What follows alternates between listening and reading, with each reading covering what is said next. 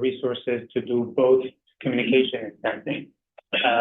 And there's obvious use cases for this. I mean, one of them is in, let's say, cellular networks, where you want to be kind of scanning the environment and maybe doing some detection of targets and so on, at the same time communicating with active users.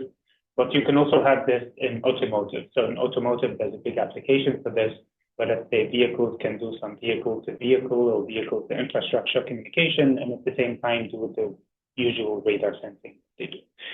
Now, this is also known, by the way, as integrated sensing and communication. I prefer to use JCAS with communication and sensing, but they're both the same thing. So when it comes to research, one of the major challenges of this is to kind of try to find an information theoretic framework for this, talk about, let's say, fundamental limits and trade-offs between communication and sensing. And just to give you a feel, if we talk about communication itself, we have something as beautiful as the channel coding theorem, which gives us, let's say, capacity results. And in wireless, these translate directly to things like spectral efficiency. So we can talk about bits per second per hertz and really compare practical systems with the Shannon limit. But when we talk about sensing, I mean, how do we even quantify spectral efficiency there? So it's not really clear. And once you want to talk about communication and sensing together, you want to know how, like efficient you are with your spectrum. So this is one of the things which is still open. Now, I'm not going to kind of close this problem in this presentation. And what I'm going to present is by no means the only view on information theory for joint communication and sensing, but it's, let's say, an attempt to kind of develop some Shannon theoretic framework in which we can talk about this. Okay, so this is kind of the general outline of my presentation. First, I'm going to talk about sensing, mostly sensing, but then a bit about joint communication and sensing, and try to define a notion of capacity. And then the next part, I'm going to start talking about reliability, and this is going to become clearer as we go along. All right, so let's start with a setting that we all know very well, and that is kind of a typical communication channel. So this is a very basic model for communication. We have a message W, which we can think of it as, let's say, randomly and uniformly distributed over an index set. This is equivalent to having a stream of bits, which are IID and uniform. These get encoded into a sequence X, which is, let's say, a code word from a code book, gets transmitted over channels. Then we receive a sequence Y, and from this, the decoder wants to decide which message was transmitted. Now, to keep things simple, I'm going to assume discrete, memoryless, the most basic kind of setting you can think about. Now, there's the notion of the achievable rate, which is basically defined asymptotically. So it's essentially saying that as the block length n increases, we want to be able to distinguish between a number of messages n, which grows exponentially with n at a rate r, that is the rate, and at the same time make the error as small as possible, approaching zero as n goes to infinity. And the maximum rate we can achieve, according to this definition, is known as the capacity. And the capacity, of course, one of the most celebrated theorems by Shannon is the channel coding theorem, which gives us this very nice, concise description of the capacity as the maximum of the mutual information, where the maximization is with respect to the input distribution.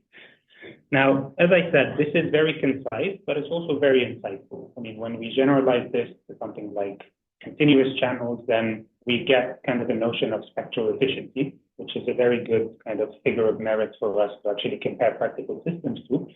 And also this kind of very basic, simple model is actually very, I mean, no channel in practice looks like this, but this is very, very kind of useful in practice. So we've seen yesterday a very nice presentation about LDPC codes. And if we think about LDPC codes, they're actually designed for very basic channel modes, like the binary symmetric channel, and they end up in standards. So using these very kind of basic models is very powerful. And it would be very good to try to develop kind of similar basic models for JCAS, or joint communication and sensing. So to go to joint communication and sensing, it would be good to first start with sensing only. And I'm going to kind of propose this very basic model for sensing, which is nothing other than a state estimation kind of model.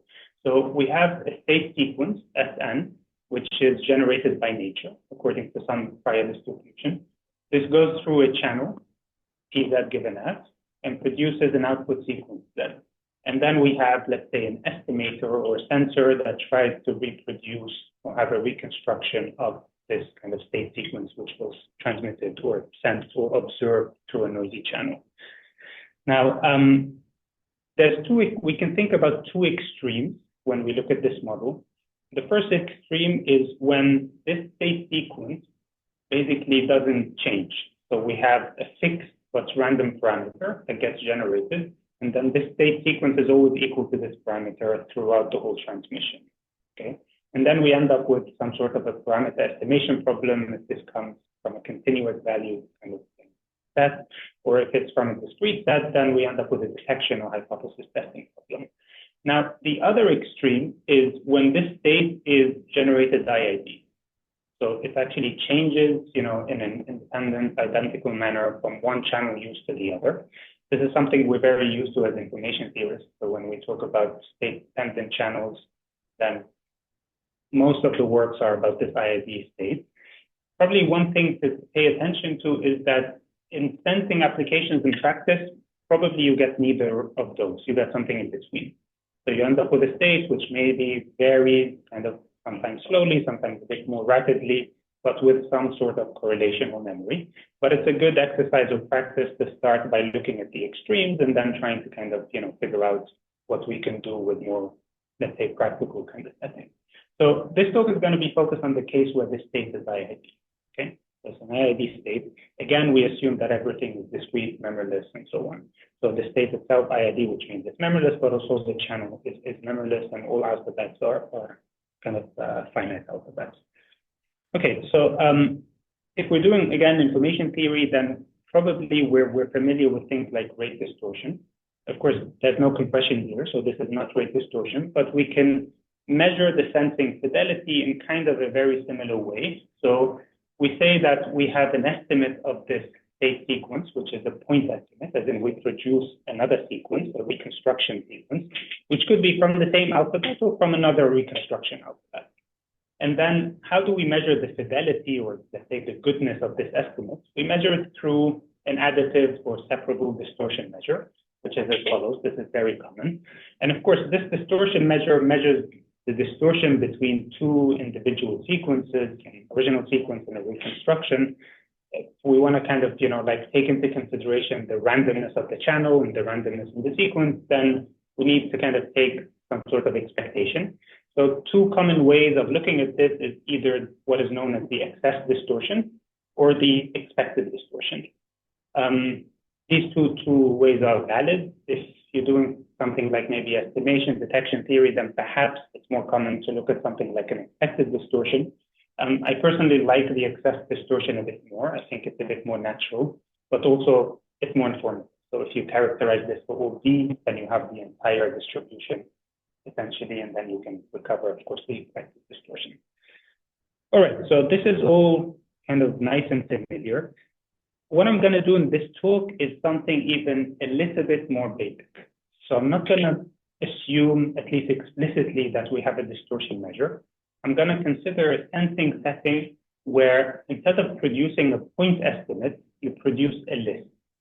So basically, the estimator produces a list of possible candidates of state sequences. And this list has a certain, let's say, length or size L. And then we say that a sensing error occurs if the original state is not in the list, okay? Which is, for those of you who do channel coding, this is very similar to list decoding, actually, in channel coding. Now, the reason I do this is gonna maybe become obvious later on, but one good thing about this is that this actually doesn't depend, at least in an explicit way, on any distortion measure, okay? And as we're gonna see, it's really gonna result in very basic kind of information theoretic type of results, okay? So we can, with this kind of framework, we can define the notion of, let's say, the list rate, which is this delta, which is essentially the exponential rate of growth of the list. Okay, so defined in the usual rate sense.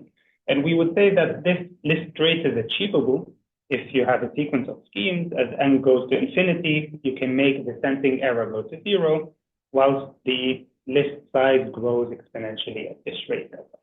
all right? Now, we can also define the sensing equivocation. You can think of it as some sort of a capacity, which is the minimum achievable list rate. Like maybe you want to note here that this list rate, you want to make it as small as possible.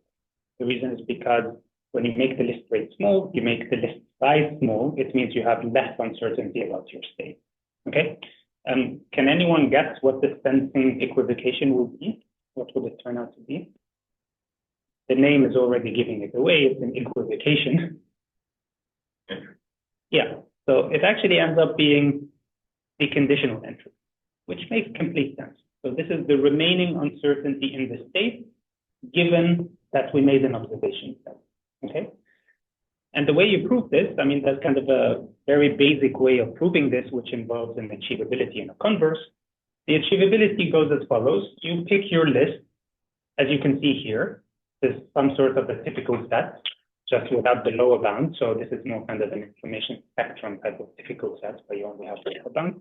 So this basically means that you want to, given that you have an observation Z as the sensor, you want to pick your list to be all sequences S with a conditional probability, which is greater than something, and that something is in terms of the conditional entropy, okay? And a basic exercise is to show that the size of this list is upper bounded by E to the N times entropy plus an epsilon. This is exactly the same kind of way that you find an upper bound on the size of the weakly typical set, Kober and Thomas, exactly the same steps. And of course, by the weak law of large numbers, we know that the probability of the original sequence not being in this set, which, in other words, the probability of the original sequence not being typical, of course, here typicality is in terms of conditional typicality, so it's because it's all conditioned on a sequence set. The probability of this goes to 0, which means that you can achieve kind of reliable sensing at this given rate, okay? So just an intuition, what this estimation turned out to be is kind of illustrated as follows. You have the set of all typical kind of sequences S, and then when you have an observation Z, then you reduce kind of the set to the one which is highlighted in purple. This is the conditional typical set, and this is essentially your list, okay? Now, this is very similar to what you do in channel coding. The only difference in channel coding is that not all the space of sequences are channel code words. And if you design a good code, then you're going to pick, let's say, the green ones, which are well-spaced. And then when you produce your list, which is the conditional typical set at the end, with high probability, that's only going to have one code word, which is your code word. Now, in this sensing setup, you cannot choose a code book. So this is produced by nature, so you just need to tolerate that there's going to be uncertainty. And this is characterized by this conditioning. Okay. All right, so what about the converse? The converse can actually be proved one way to prove this. Of course, there's many different ways to prove this, but let's say if you want to do a weak converse, then it can be proved using kind of a small modification of Fanon's inequality. This appears in this work on state amplification by Young-Han Kim and Thomas Kober. And you can see that if you set the list size here to 1, you actually recover Fanon's inequality, the famous one. This is Fanon's inequality for, let's say, list decoding or list estimation. And this directly implies that the list rate is essentially lower bounded by the conditional entropy, given the condition that you want your error to go to 0. Okay? So this is the converse. Now, so everything we've done so far is very passive in the sense that you have no control over your channel. So you basically kind of very passive sensing type of way, as if you're kind of, sensing, let's say, waves from the air, and you cannot control anything, right? The sensing settings that we're interested in are more active in the sense that you're actively probing. So something a little bit like radar. And in those settings, there's the channel input, which in this case I denote by X, which is the probe, that you can actually also transmit, let's say, over the air, and then you get the reflection, and you want to kind of sense, let's say, the channel or the sequence and so on. So this can be done by extending the previous setting by including a probe, which is shown over here, this XN. And since we're interested in kind of radar type of sensing, then you can think of your transmitter and estimator as being kind of either fully connected, like this bistatic setting, or co-located, which is this monostatic kind of setting. So essentially, there's full access. So I'm estimating kind of coherently by knowing what the transmitted sequence is. Okay. Now, this becomes also a bit more interesting or meaningful if we also include an input cost. And this input cost could be, let's say, a power constraint or so on. And this turns out to be very similar to what we did before. We just need to add an additional conditioning on the input sequence. And what turns to be particularly kind of important is not the sequence itself, but rather its type. And the type is essentially the empirical distribution of symbols in the sequence. So it's defined as follows. It's basically the relative frequency of each symbol appearing in that sequence. Okay, and I mean, just a very basic exercise, we can always write this kind of average power constraint in terms of the type. So it's an empirical average, which you can write as a statistical average, where the distribution is the empirical distribution. Okay, so it's all right. So we can see that if we condition on this transmitted sequence, which we could condition on it because it is known to both the transmitter and the receiver, then we end up with something very similar to what we achieved before, which is the conditional entropy. But this conditional entropy is averaged over essentially the relative frequencies of different symbols appearing in this sequence. Okay, and I mean, this is the achievability result, but you can do the converse in a very similar manner. And then if you basically optimize this type, so you optimize the relative frequency of symbols as they appear in the sequence such that you satisfy the power constraint, then you end up with essentially the optimum sensing rate in this case where you have active probing. And this is also very interesting because it's the conditional entropy. Here you're conditioning, which makes sense. It's the remaining uncertainty, conditioning on the observations that you made, and conditioning on the X, which is your input to the channel, which you also know, okay? And of course, I mean, the expectations here, I mean, they look like statistical expectations, but these really come because you have type, essentially, you have like an average power constraint, okay? All right, so one interesting thing to note is that if we have no cost constraint, then this is actually a linear function because it's linear in F, and it ends up being basically minimized by selecting a given input symbol, which basically minimizes the conditional entropy, and you just repeatedly send that, okay? So this is the symbol, it could be unique, it could be not unique, but it's basically that one symbol which gives you the best sensing. Okay. All right. So I'm going to talk about a couple of remarks. The first one is essentially we have this notion of a sensing rate, which is in terms of a rate of a list, but we can basically rewrite this as, let's say, the entropy in the state minus this rate of the list. Okay, and this kind of makes sense because this is like the prior uncertainty in my state before I've made any observation. And this is the kind of posterior uncertainty in my state. And if I do this, then I can come up with the notion of sensing capacity, which is a mutual information.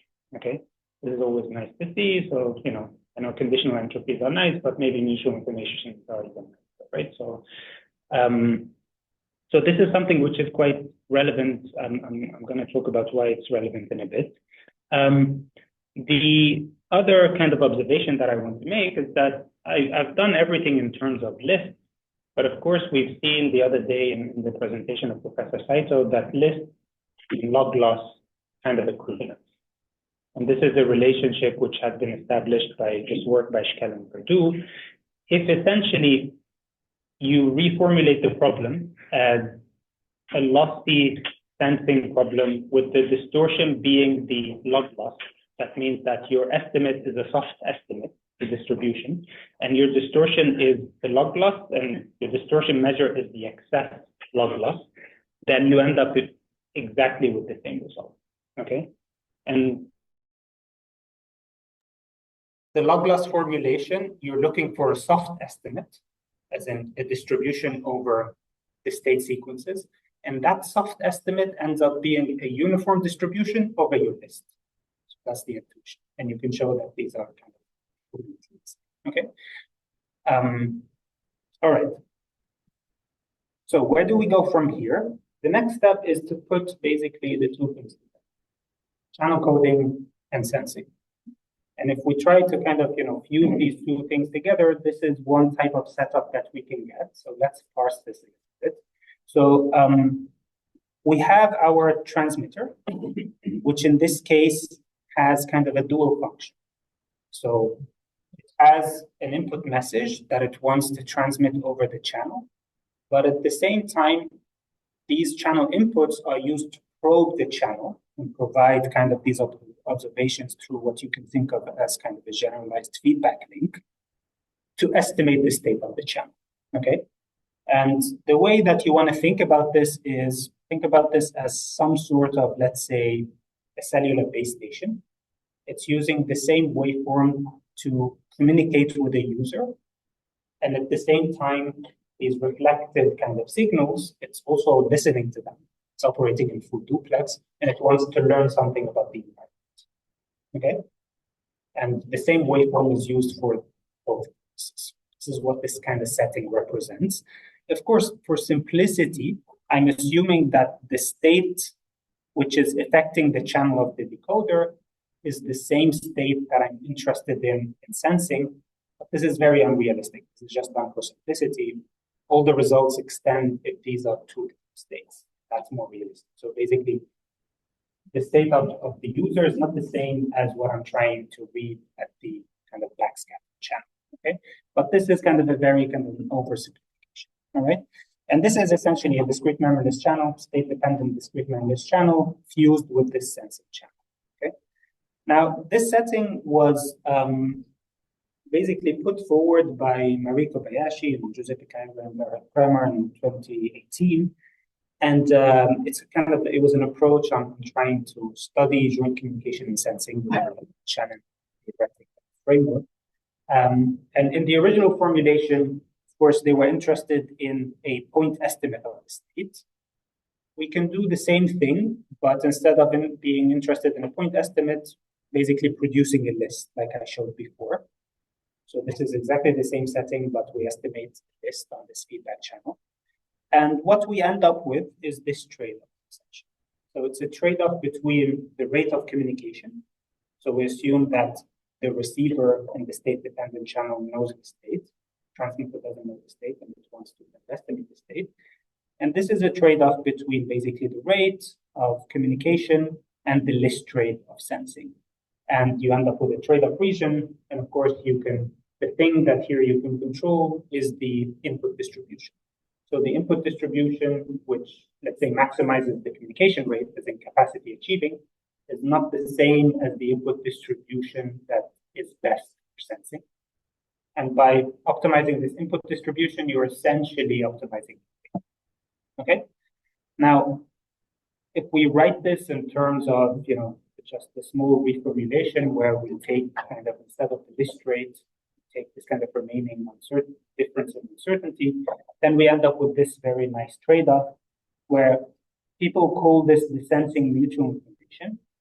And the nice thing about this result is that, we've seen a couple of days ago in the presentation by Professor Masuris and so on, is that people have actually been using this mutual information in sensing, but without any justification. So it's just kind of the measure that is used, but there's no coding theorem to kind of support it. Here we end up with the mutual information, but there's a coding theorem that supports it. So it comes up as an answer to some operation. Okay. All right. So this concludes my first part, which is about the capacity results. My next part, I'm going to talk about reliability, and it's gonna become clear what this is in a bit. So it's basically about error slopes.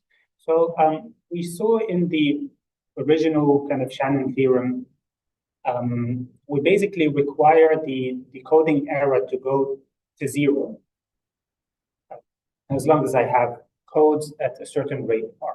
Okay, but sometimes we're interested in also the behavior of this error. So how quick does it actually go to 0?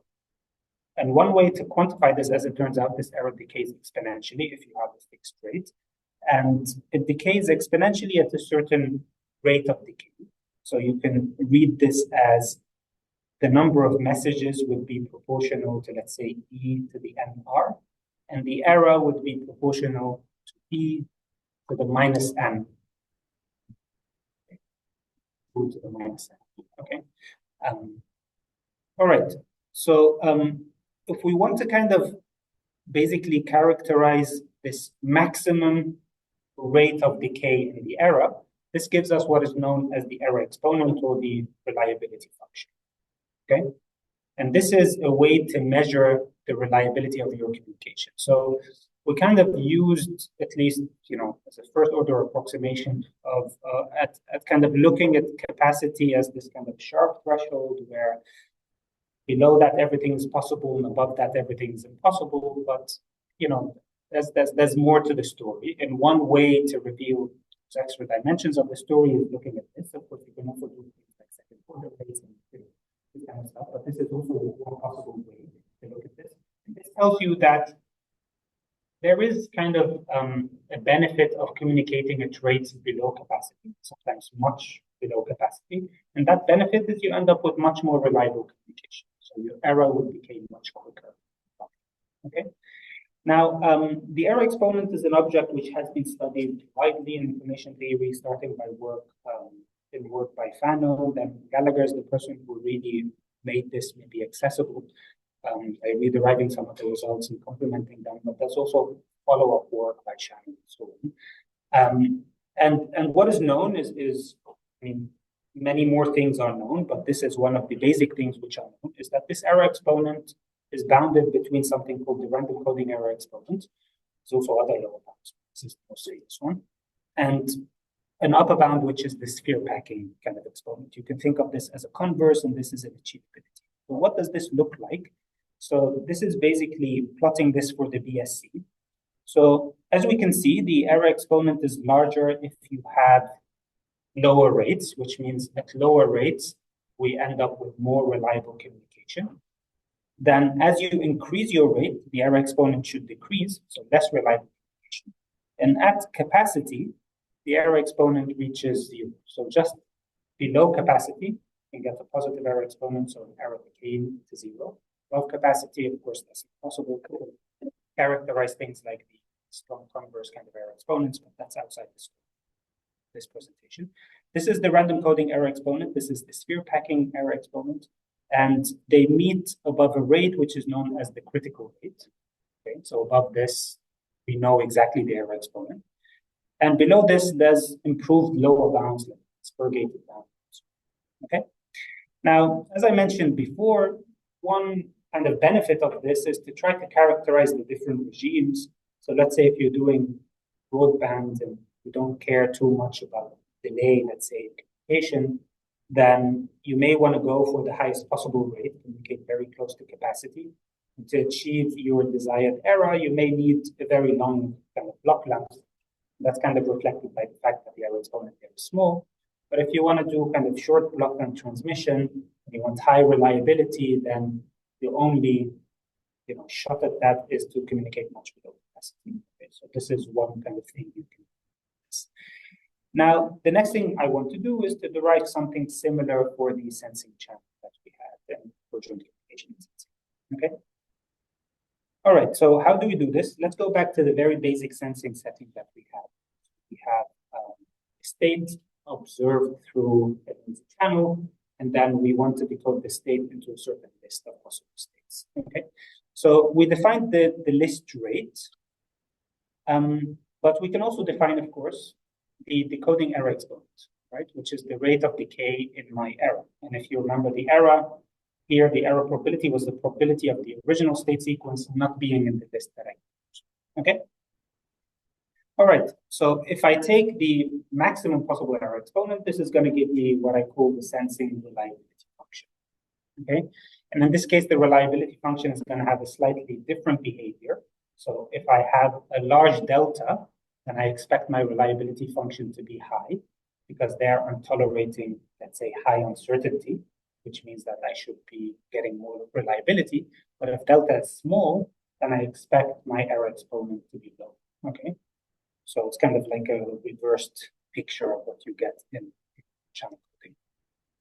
All right, so next I want to derive this error exponent, and for that I'm going to go on a small digression, and I'm going to link to something that we have seen a couple of days ago, which is guessing.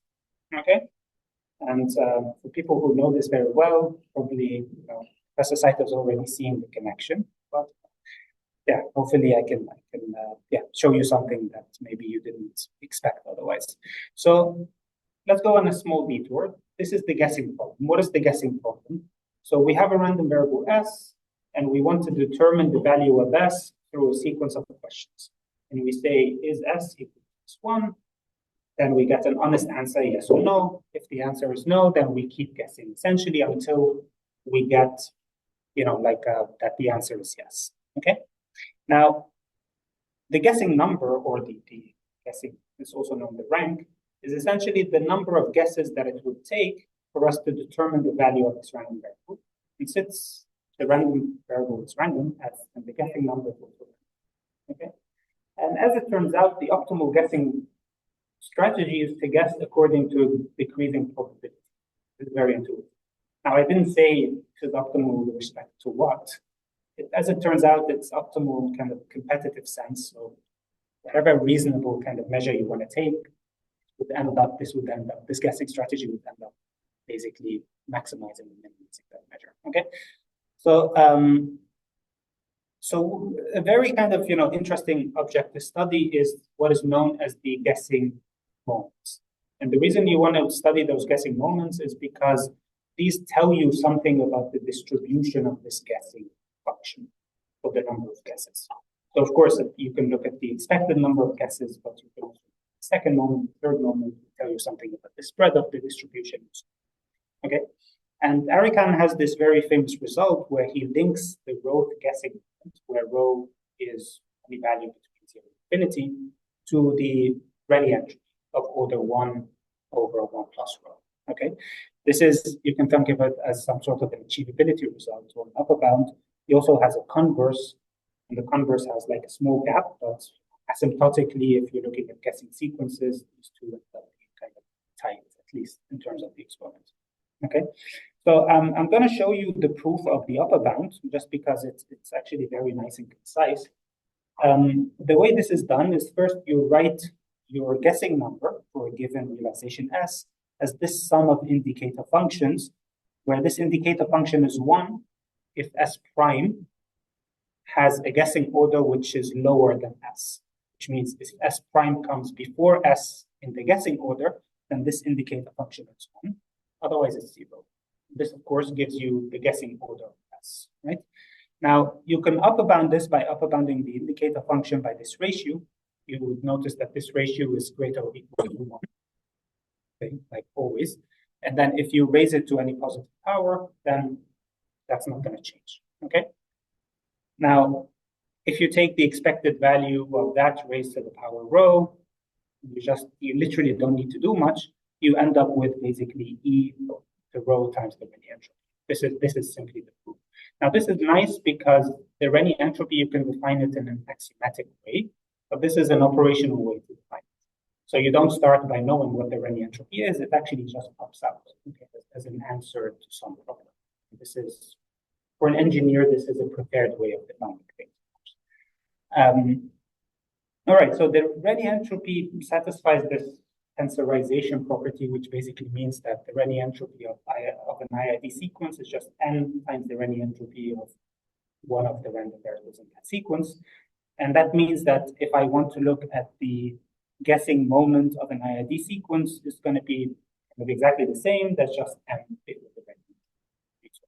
Okay. All right, so now let's play the same game, but with side information. What changes here?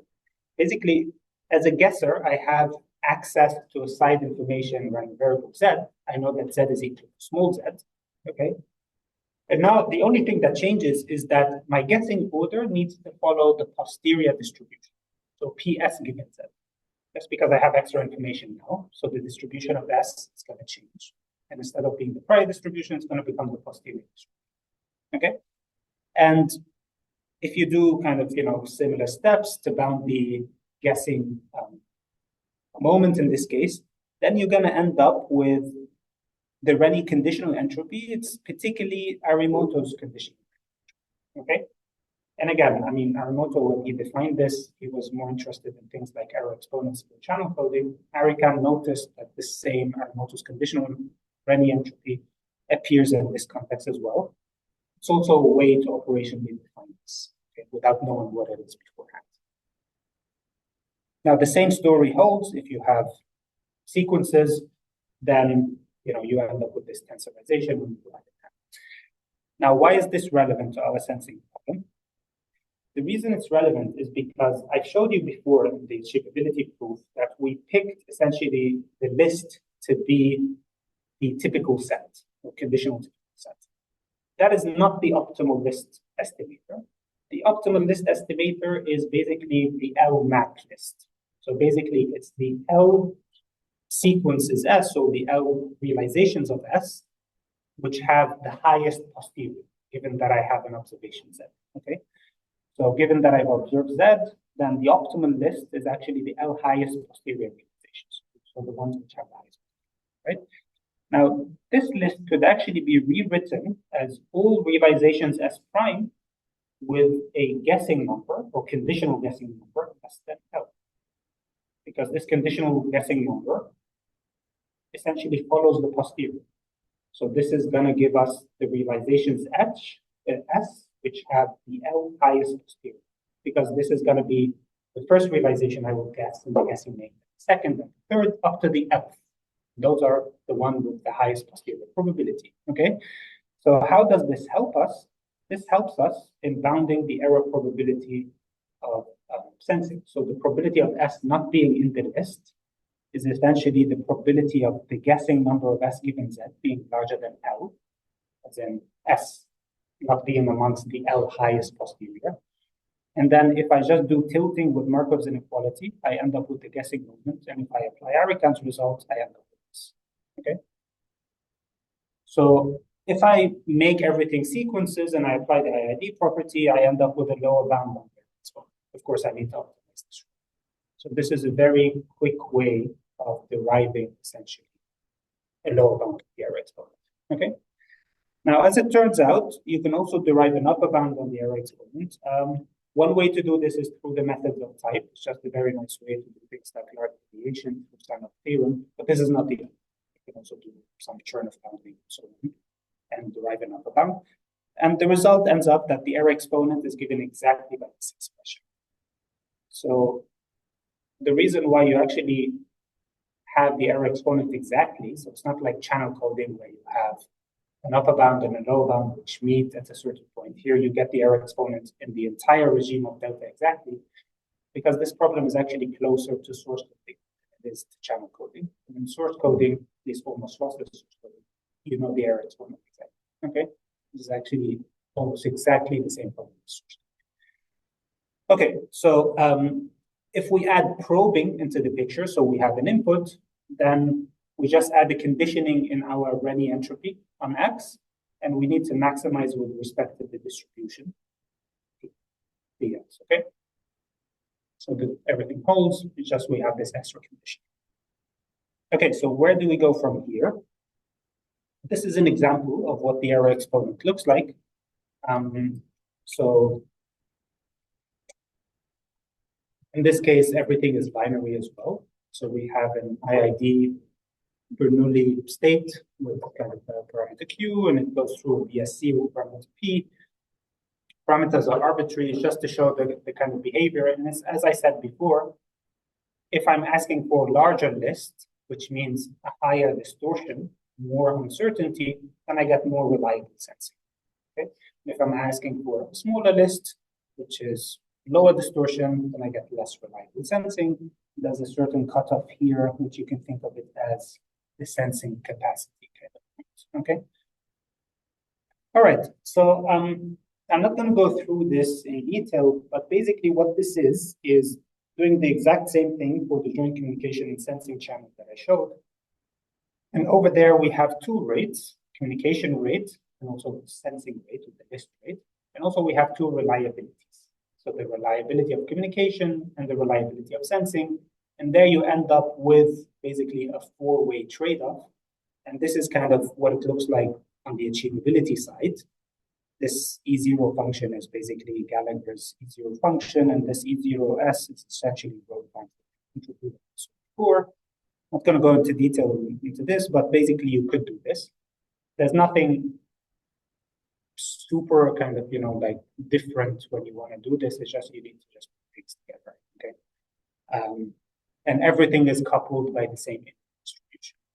That's basically just the whole kind of, gist of this, is that the input distribution now influences both our communication and sensing. We want to get different trade-offs, so we need to talk about it.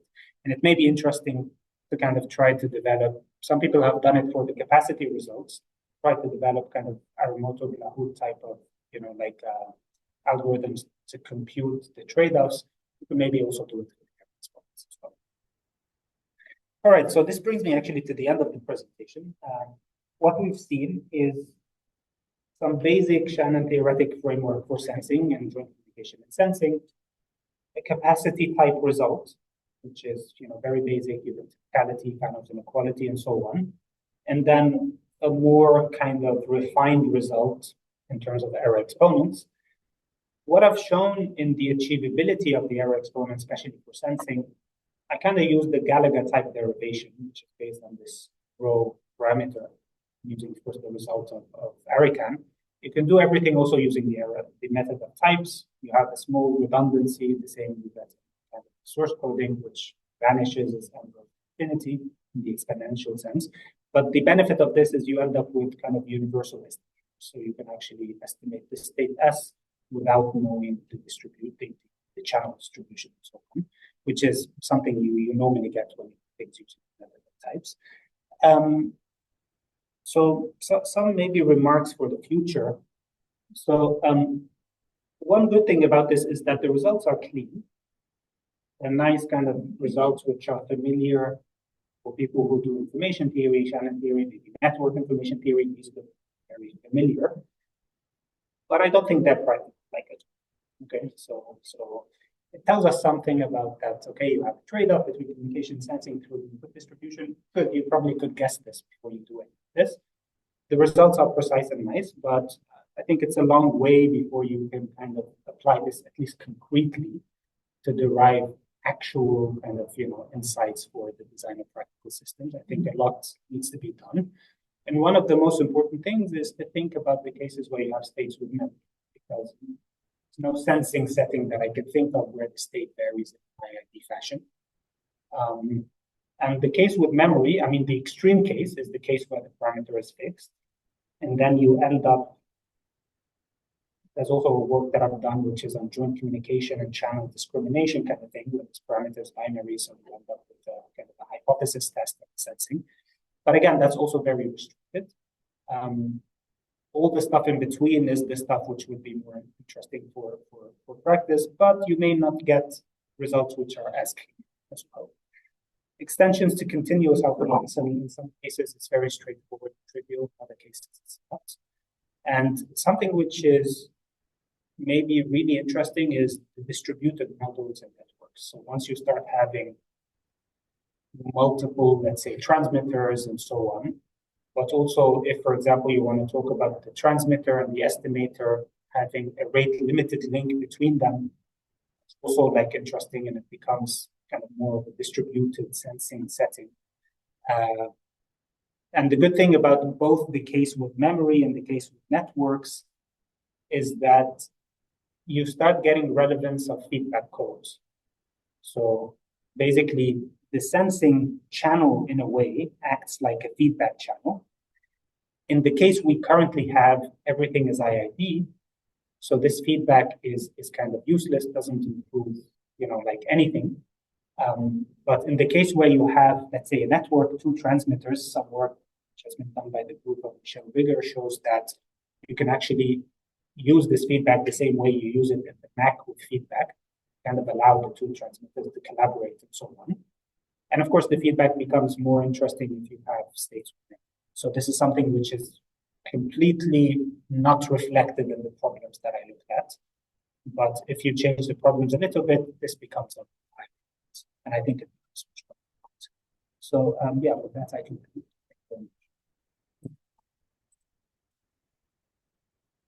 Okay, thank you very much.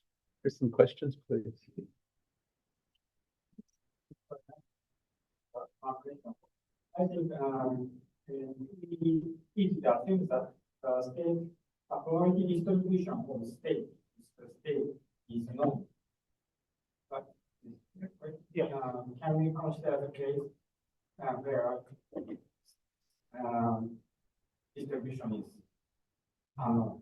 Yes, so actually in the achievability proof that you do using method of types, that's one way to do. You basically rank the states using the empirical conditional entropy, which only depends on types. It doesn't depend on the prior distribution, doesn't depend on the channel distribution. This is very similar to kind of the Longo, Sagaro, Shiza, corner type of source coding, with which you do universal source coding by ranking types essentially according to type size. So you can do it without knowing the prior distribution in this IID setting, which is only holds for the IID setting. Maybe you can extend it to Markov types as well, perhaps. Yeah, so you could do away with assumption that you PS essentially. You end up with a universal scheme. It's also actually related to there's the same thing with guessing, which is called universal guessing, which has been maybe first appears in the work by Merhout and Erican, guessing with distortion. There's a scheme there with distortion is universal. You specialize it with the case of no distortion, and you can apply this directly here.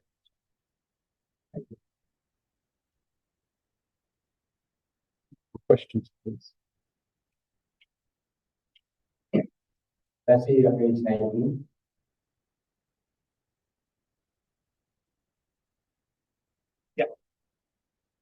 Yeah. For my eyes, actually, it seems to like sensitive HD. So we have some comment to that connection.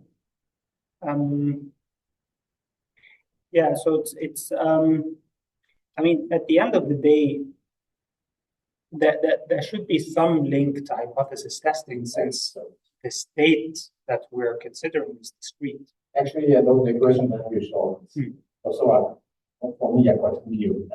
Yes. But it looks like similar. Yes, but one thing to keep in mind is that the decoder doesn't do this guessing. So I'm not describing a decoding strategy here. So I'm just describing the guessing game to get to the notion of the guessing function, which ends up appearing in the list. If you want to write the optimal list, it ends up, you can express it in terms of this guessing function. But the case also what the decoder doesn't, the data is not decoded, encoded, just observation based. And then distribution is not known, and that is much less. Yes, yeah. Yeah, I mean, there has to be some sort of links. I cannot see them directly, but maybe the one thing just to think about here is that at no point does the decoder do a guessing game. So this is why this is a digression. It's just the whole point of this is to get this bound on the guessing function, which ends up appearing in the kind of maximum, the map list decoder, essentially. Yeah. But it doesn't do it successfully. The decoder, the estimator.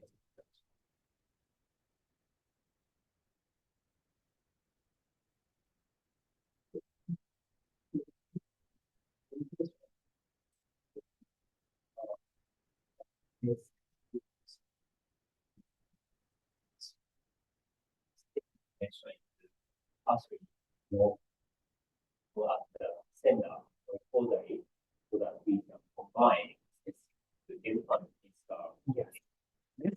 That's a very, very good comment, and that actually has been done. That has been done in this paper by Kim. I mean, you can probably, I mean, that's can improve on probably very fond of this Pinsker stuff. And they in their paper, their setting is the paper is called state amplification. It's only one link. You have a transmitter and a receiver through a state-dependent channel. The transmitter has the state, the receiver doesn't. The transmitter wants to both transmit a message to the receiver and teach it the state to the receiver. Yes. So the transmitter has, in that case, full knowledge of the state, and it ends up doing this through some sort of a Pinsker coding. There's a trade-off between how much communication you want and what's the fidelity of the state estimation. And they measure that in terms of a list, where I got the idea of the list. So this idea has been done in a very basic form in that paper, but I'm not aware too much of the I think there's extensions by some collaborators of Bashi Mitra have some extensions on this where you know it partially, but the cleanest result is the result of the state. Called state.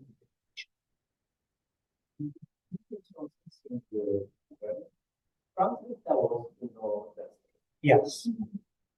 So in the one that I consider, the transmitter wants to know the state. The transmitter doesn't have access to the state, which is more relevant in those wireless settings, where let's say you have a transmitter which is also acting as a radar and wants to communicate and sense through backscatter signals. This model is more relevant for, the model setting. But it's what the transmitter wants to know the state. And for simplicity, we assume that the receiver has the state. Yes. Yes, but if the receiver doesn't have the state, it's all the same. You just remove this essentially. And since it's I don't know I think you just remove this since the state is IID. So the transmitter cannot maybe teach the receiver any line, I'm not sure.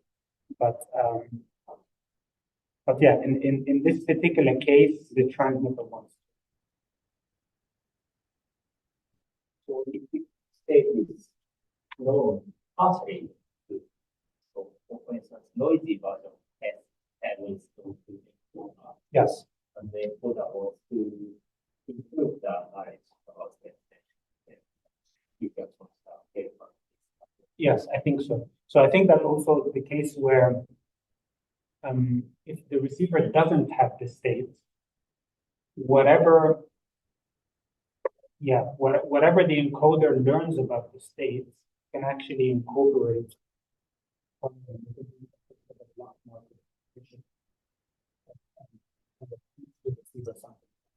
So there's all sorts of variations where you would end up with more interesting coding schemes. You can think of this as the vanilla, most basic setting.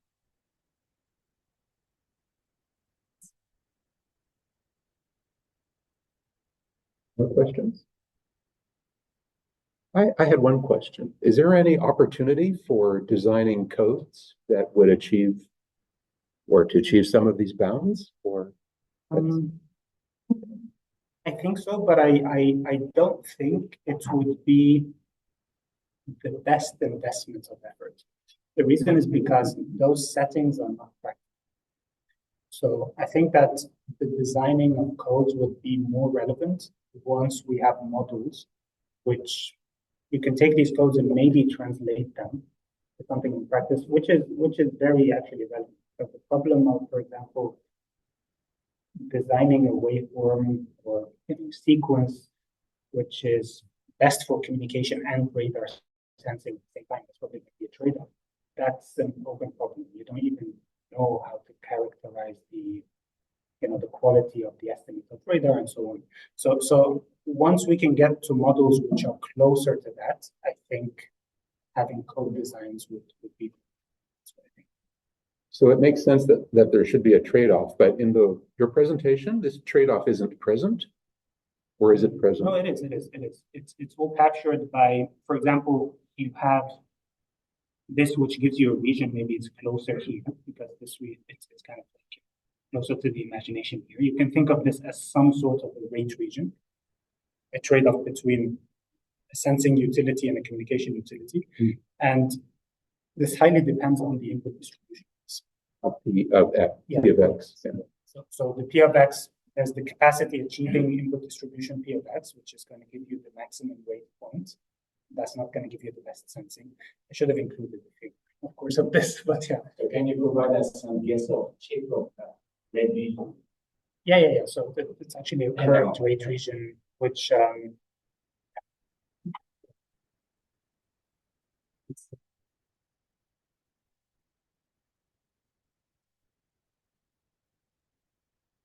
we have something like R. This is the case, and let's say that here this is capacity. Normally at capacity, you can actually achieve something, so it's not like the sensing rate is 0. So the best code word for communication also gives you some sort of sensing information. And then if you have no cost constraint, then this would go like this. The reason is because at the point where you want to achieve the maximum sensing rate, you send just one symbol repeatedly, and that carries no information. So it looks like this. If you have a cost constraint, it's in between. So this is, of course, if you consider like symmetric setting. It looks very much like the multiple access channel. Yes, but you don't have the pentagon. Because it's rounded. Yes, because it's The reason why it doesn't show, and I mean, because there's no system transition between. yeah, I don't think it's that actually. So the broadcast channel, you can do successive cancellation, but you have also around it. It's because the cost constraint is joint, the input is joint. So the pentagon in the multiple access channel, you normally get it. It's in the Gaussian case if you have separate power constraints. So if you make it a joint power constraint between the two transmitters, it becomes random. That's what's used in the up and down duality proofs essentially. So this would normally not be a pentagon because it's a joint input. You end up doing something like a power kind of allocation. Of course, it's not Thanks for nice talk. Thank you. Could you show me the graph?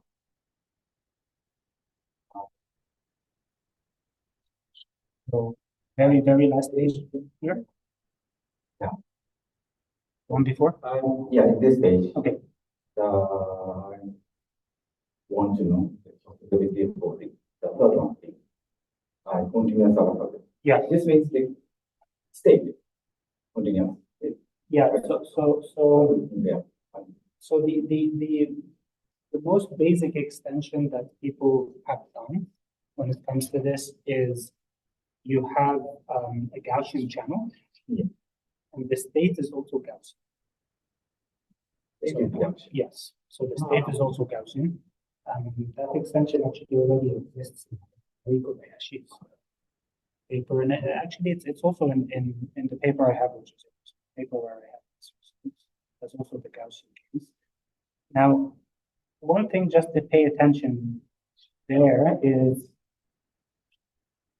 in the case you're going for a point estimate or a sequence, then you can do something like kind of an MSC distortion, or like a square loss essentially, and get kind of results which you would expect, like a trade-off between the MSC and even there, actually, the optimization of the input distribution, it's not known. So there's only the optimal input distribution that achieves the trade-off is not known. So what they do is that they discretize the input space and they do some algorithm. There's no explicit form. But it becomes a bit more complicated if you want to look at lists. Because in the Gaussian case, you cannot define a list. But you can define regions in the hooks, so yeah. Thank you. Any more questions?